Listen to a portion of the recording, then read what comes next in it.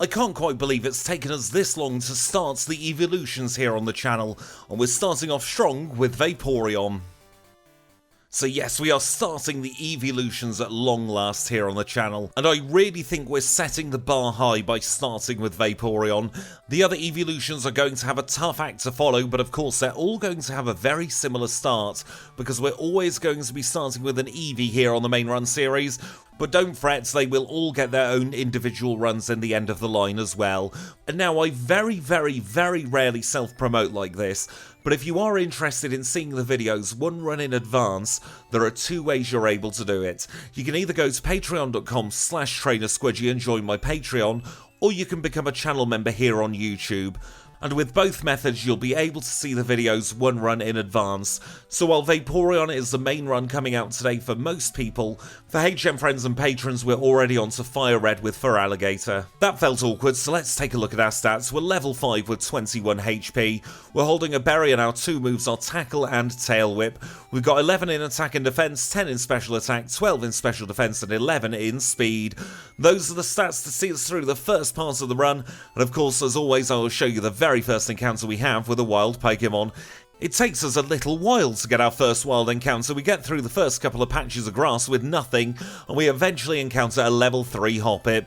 We're going to use 3 tackles as it cannot hit us at all. We knock it out and we can move on to our first rival battle together. This time he's going to have Chikorita, because of course Chikorita is going to be super effective against Vaporeon. But it is a little bit moot in a run like this, because of course we're going to have Hidden Power Ice by the time we're a Vaporeon. We get through Rival 1 with no issues and we can make our way into Falkner's gym. He's our first gym leader together. He is of course a flying type specialist who leads with Pidgey. It's a 2 shots with tackle against the Pidgey, so we move on to the Pidgeotto, and this is looking like a borderline 3 or 4 shot. In the end it's 3 shots plus 1 missed tackle to knock out the Pidgeotto, and we get the Zephyr badge in 8 minutes and 13 seconds. Let's now move on to Bugsy, the bug-type specialist of Azalea Town, who leads with Metapod. We've got Swift on the learn set by this point, so we're not going to be having to worry about our moves missing whatsoever. We 2-shot both of the cocoons and we can turn our attention to Scyther. Scyther starts building up the Fury Cutter, but we've got Stab on Swift at the moment, so that means it's a 3 shot to knock it out, and we defeat Bugsy to obtain the Hive badge in 14 minutes and 50 seconds. Let's now move literally just around the corner where the second rival battle is waiting for us, and at least this time we don't really have to worry about having anything super effective hitting us. We've got a perfectly serviceable Mud Slap for the Ghastly and we 2-shot it away as he spites us to reduce some PP. We swap to Swift for the Zubat and it's 2 shots to knock that out. We grow to level 20 and now we can critical hit the Bayleaf as he crits back, but it's all over for the second rival battle. We're through him in 15 minutes and 26 seconds. Let's try and keep this up against Whitney. She is of course our third gym leader together. She is a normal type specialist who leads with Clefairy. We headbutt the Clefairy a couple of times and we knock it out and we're on to the Miltank.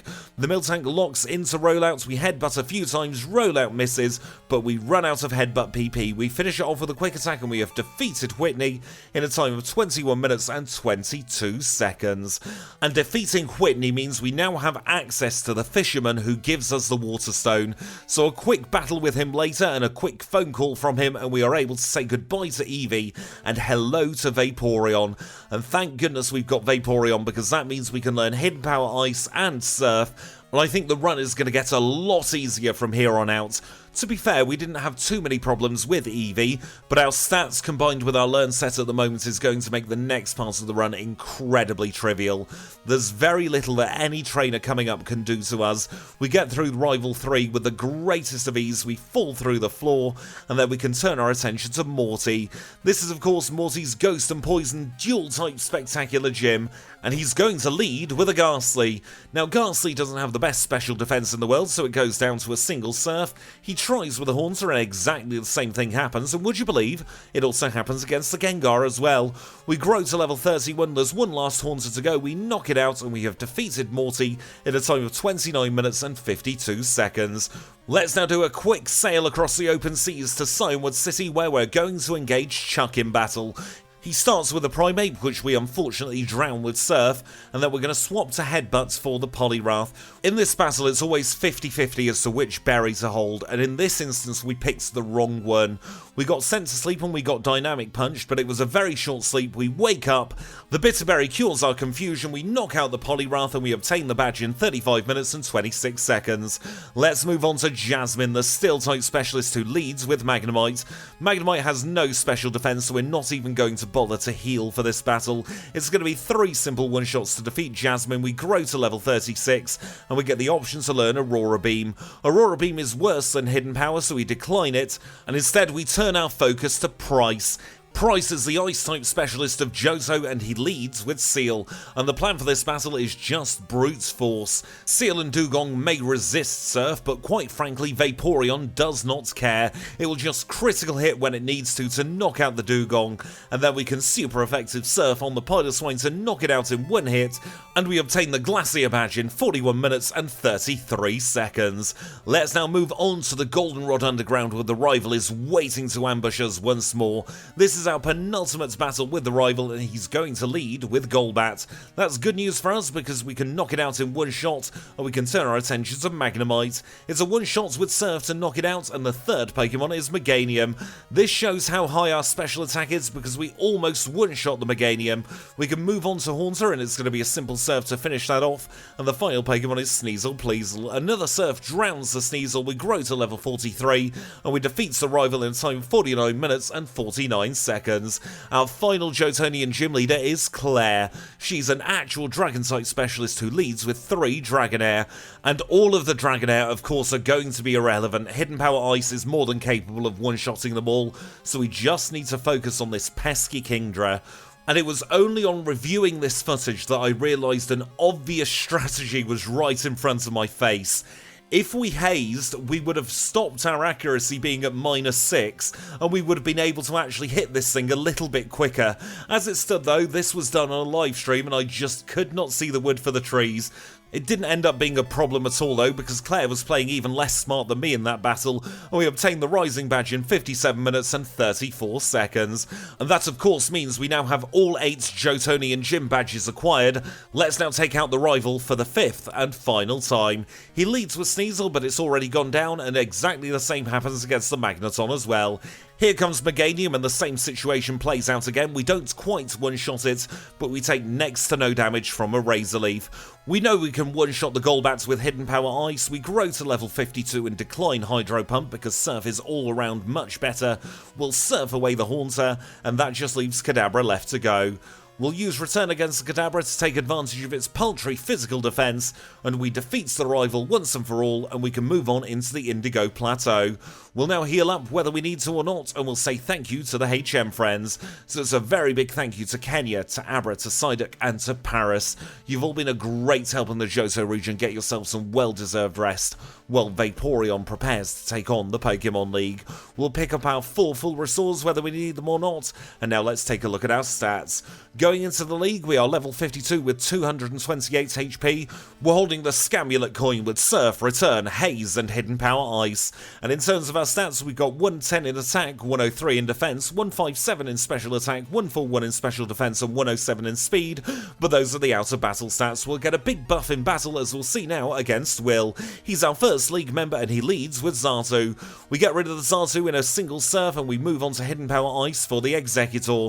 It's another simple one-shot, so he tries again with Jinx. We know that Jinx has no physical defense, so we easily one-shot it with a Return, and that brings us on to Slowbro. We're going to continue on with the returns against the Slowbro, and we get a very lucky critical hit to two-shot it. We grow to level 53. He's only got one Xatu left. That Xatu gets drowned with Surf, and we are through Will in a time of 104.15. Let's see if Koga can do any better than Will. He is our second league member, and he leads with Ariados.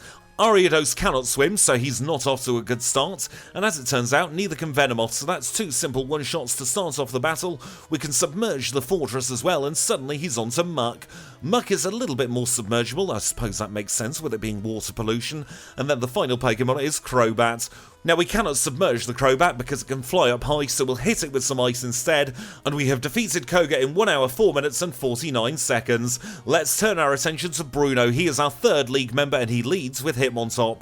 Hitmontop manages to survive a surf, so we have to waste a turn and pick it off with a hidden power ice, and we can move on to Hitmonchan. We swap back to surf as we take some guaranteed damage from Mach Punch, and yet again we're in that same situation where we're getting Pokemon into the red but we're not quite finishing them off. Hitmonlee was much smoother, and now we're going to start off with a hidden power on the Machamp. We're trying to avoid a healing loop here to save a little bit of time, and it works out perfectly, and then he finishes off with an Onix.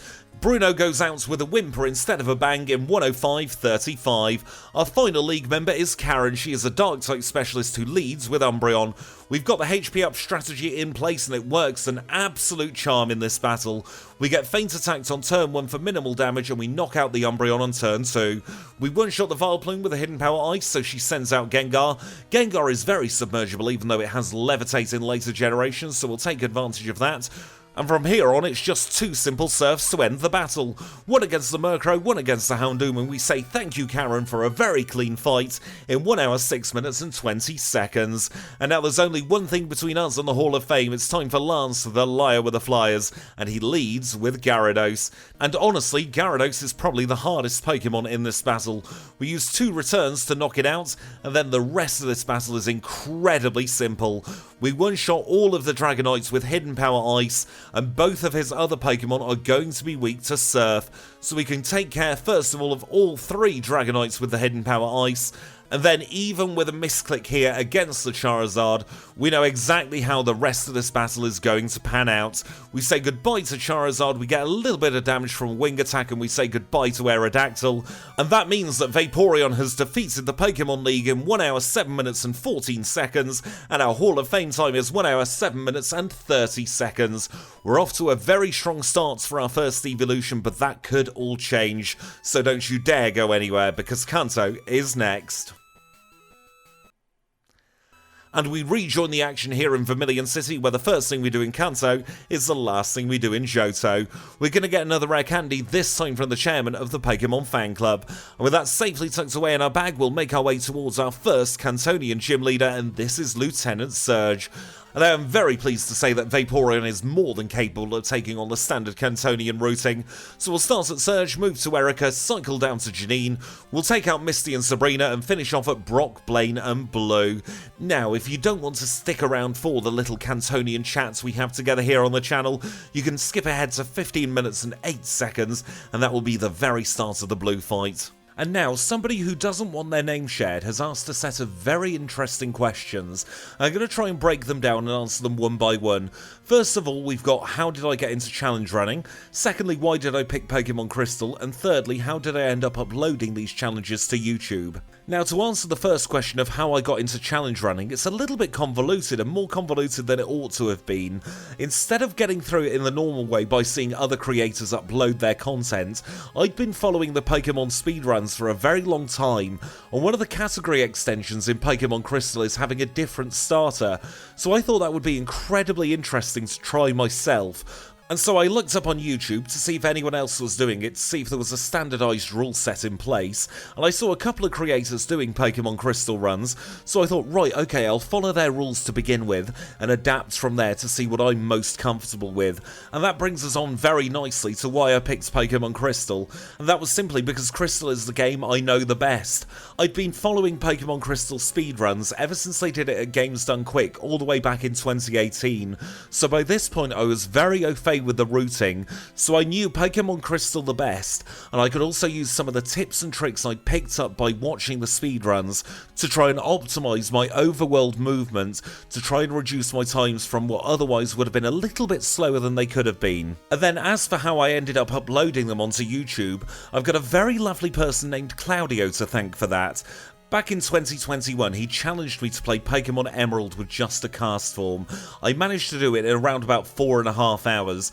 But that run burnt me out on the entire genre for quite some time. It wasn't until summer of 2022 that I started picking the runs up again, and then he challenged me once more, this time with Corsola in Pokémon Crystal, and I thought instead of just playing the run, why don't I edit it down and produce a little package to show the entire journey with Corsola from start to finish. And I thought at the same time, why not upload it to YouTube? The worst that can happen is nobody watches it. And that is how the channel was created. And in addition to that, it turns out I really enjoy editing and voicing these runs as well. And combine that with the fact that I just left a 9-to-5 job that really was crushing my soul, I thought you miss all of the shots you don't take. So why not give YouTube another go? I'm self-aware enough to know that I'm not very good at working with anybody else. So if my only colleague is me, then I am very much going to be happier in my work environment.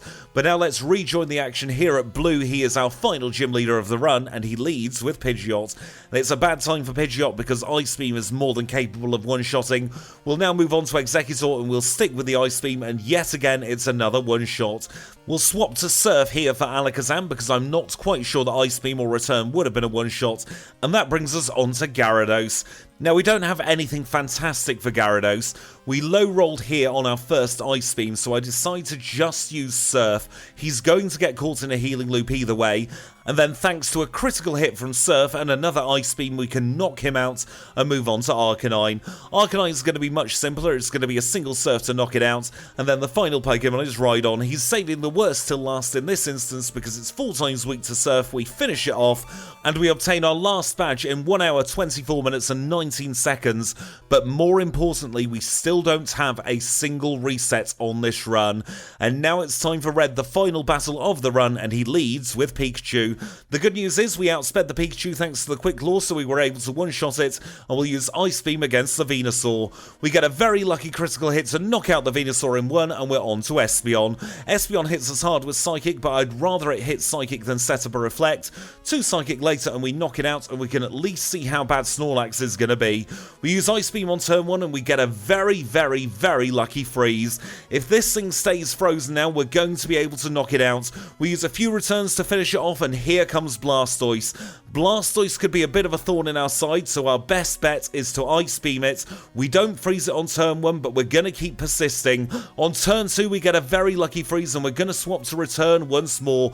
We just have to keep persisting. We knock it out, we grow to level 66, and here comes Charizard. The Quick Claw procs against the Charizard. We high roll on Surf with a critical hit. We knock it out, and we are through Red without a single reset. We might not have the best time we've ever had, but this is the only time so far we have had 0 resets on the run, and it's very, very, very well deserved 16th place for Vaporeon.